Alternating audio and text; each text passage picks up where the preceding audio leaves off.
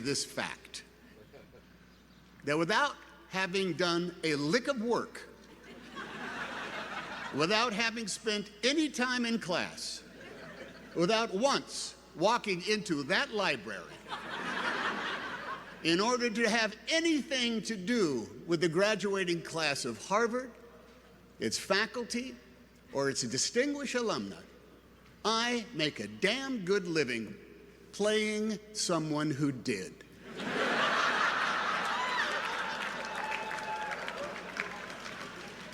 It's the way of the world, kids.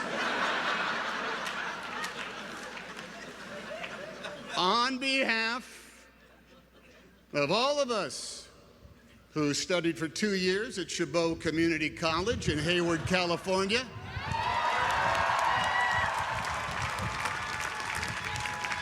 2 semesters at California State University, Sacramento, and for 45 years at the School of Hard Knocks, earning a Bachelor of Arts degree in one damn thing after another. Thank you. Thank you. I don't know much about Latin. I have no real passion for enzymes. And public global policy is something I scan in the newspaper just before I do the Wordle. And yet here I am, closing for Josiah, Palace, and Vic. Thank you, guys. Some of us here can recite by repetition the preamble to a television show we might have seen 5 days a week about a strange being from another planet with powers and abilities far beyond those of mortal men, Superman, who, disguised as a mild-mannered reporter for a great metropolitan newspaper — there were many metropolitan newspapers once, and some of them were great — who could change the course of mighty rivers and bend steel with his bare hands. He was faster than a speeding bullet, and he was more powerful than a locomotive, and he was able to leap tall buildings at a single bound, and those are very, very impressive superpowers. No? Well, what was most impressive about his powers was how he chose to wield them. Yeah, cats were saved from trees, and evildoers were banished to the phantom zone, and the innocent were rescued with reliable and assuring regularity. But in those half hours, which have since grown to many full-length films and multiverses, and God, you kids see them all, was the ongoing struggle for not just the protection and safety of the world, but too the exposing of crooks and their lies to the light of day. Superman, you see, and his proxies of Wonder Woman and Captain America and Black Panther and the Black Widow and the Fantastic Four. My God, there's a million of them. They are all enmeshed in that never-ending battle for truth, justice, and the American way. And in such a struggle, being a Superman is a plus, even with his one lethal weakness, exposure to chunks of the wreckage of his home planet destroyed by its own hubris and apathy. But hey, there ain't no Superman nor anyone else in his Justice League. There's just us on this planet.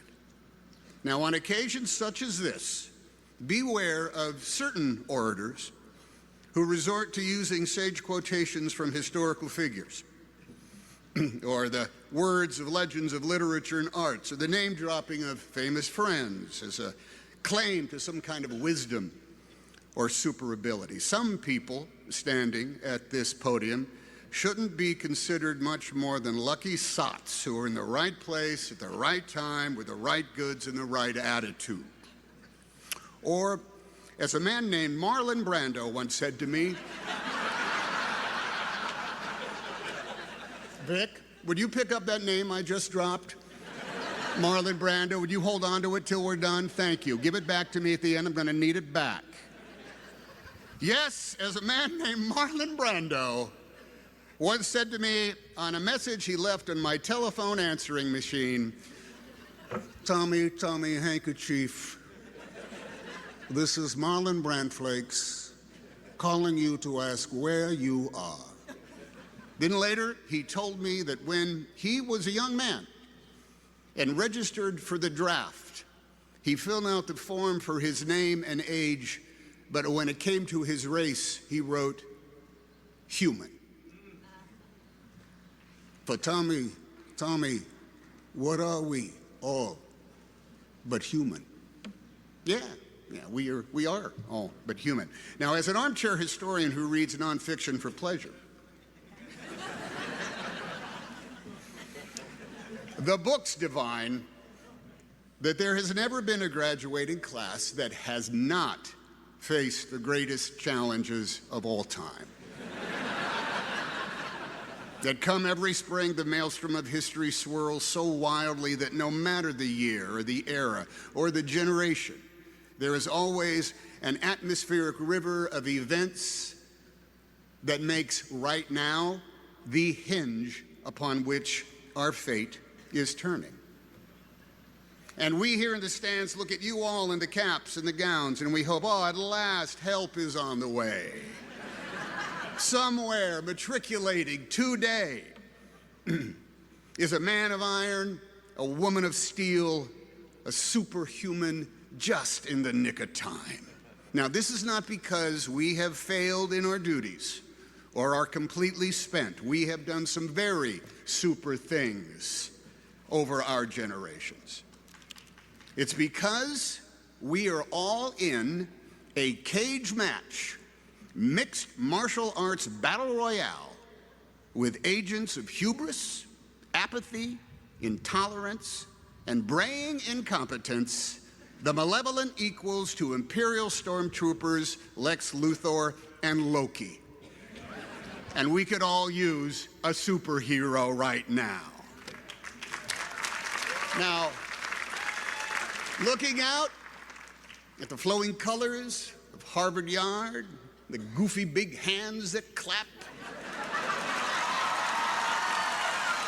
the balls that represent the world on which we live,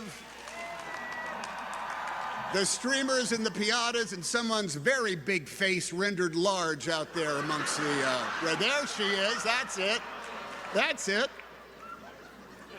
We see beings who are young and restless, with energy and imagination, with righteousness and enlightenment and joy and compassion. And we celebrate your proclaimed wisdom and your worth ethic. We know no one is faster than a speeding bullet, to our shame, every day, to our shame. But we can still summon more power than a locomotive, and we are able to leap tall buildings at a single bound if we have the right gizmo. We can change the course of mighty rivers, if such a thing should be done. And we make machines that bend steel as easily as using our bare hands. And we know that to each other we often seem like strange beings from another planet, in habits and tastes and languages, with holidays and foods we eat, and names of the days of the week, all varying. We all have special powers and abilities far beyond the reach of other mortals. Some of us can repair a screen door with ease.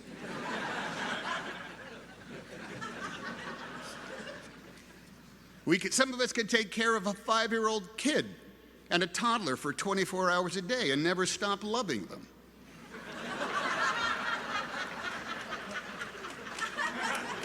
Some of us make sense of physics and economics and global policy. Some of us survive somehow on minimum earnings.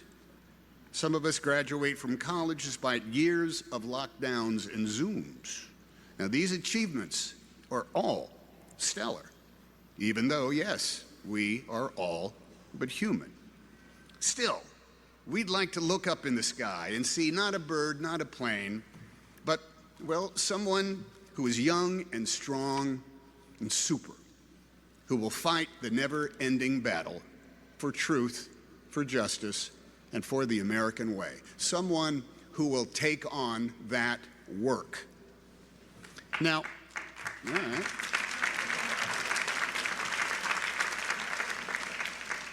Now, a kooky uncle once said to me, We should all stay in school as long as we can because the moment we graduate, we have to work every day for the rest of our lives.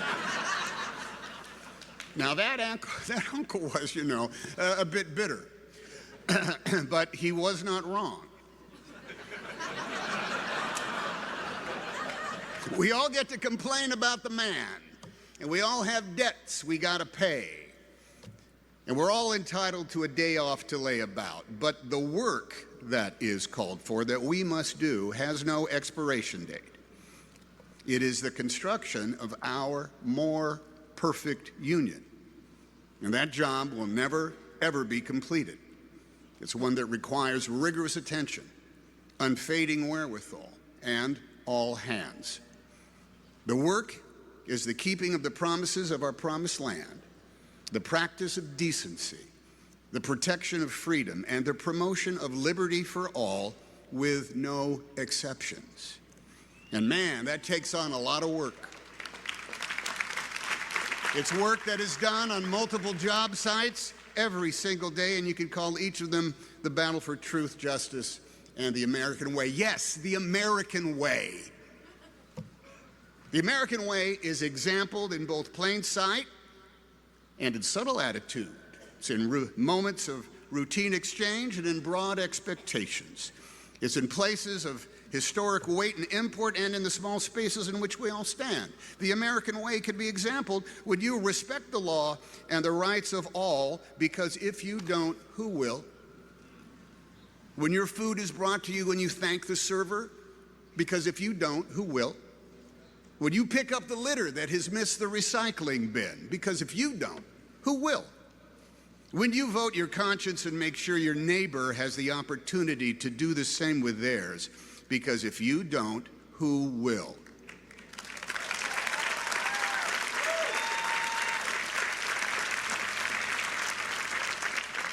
When you make good on your victories and learn from your losses, because both are the results of proud and noble efforts. If you don't, who will? The American way was first proposed not far from here, when subjects of a king demanded more control over their lives than that dictated by someone else's definition of providence. At the same time, women had no legal recourses. An entire segment of the population had been taken from their homeland and enslaved to work as chattel regardless of their age. And the original inhabitants of this continent, from sea to shining sea, the only ones who carried the DNA of America, were considered subhuman. Yet even with such paradox was written down the how-to. How to establish justice, ensure domestic tranquility, provide for the common defense, promote the general welfare, and secure those blessings of liberty for ourselves and our posterity, no matter as time and conflict and the institutions of our democracy would determine our gender, our race, our creed, our color, our chosen deities, or who we love. For it is our manifest destiny to pursue our own happiness. All of us, no exceptions, are entitled to the inalienable rights of liberty and freedom because we live in the United States of America.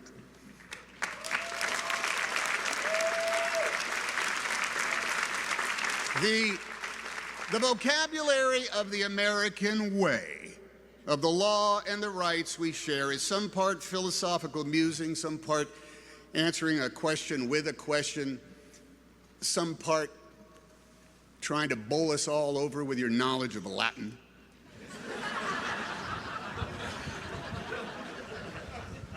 Some part answering the question with a question. And the rest is all practical. It's even physical, and it's certainly tangible. It's the language of telling the truth.